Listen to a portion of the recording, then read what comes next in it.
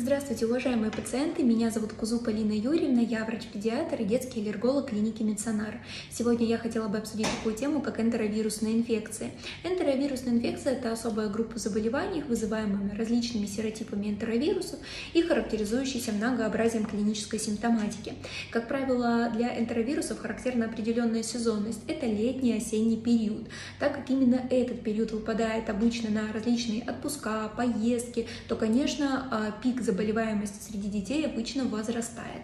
В педиатрической практике в основном принято выделять две наиболее крупные формы заболевания. Первое – это такое состояние, как энтеровирусный везикулярный фарингит или так называемая герпангина, состояние, которое характеризуется повышением температуры тела, слабостью, недомоганием и возникновением везикулярных, то есть по типу мелких таких пузырьков на слизистой оболочке полости рта, высыпаний.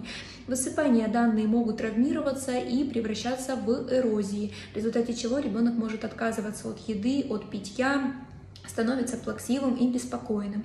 И вторая достаточно распространенная форма заболевания – это энтеровирусная экзантема, такое состояние, как рука, стопа, рот, когда у ребенка также может повышаться температура, может протекать и без подъема температуры тела, на стопах, на ладонях и на слизистой оболочке полости рта начинают появляться мелкоточечные такие папулезные высыпания.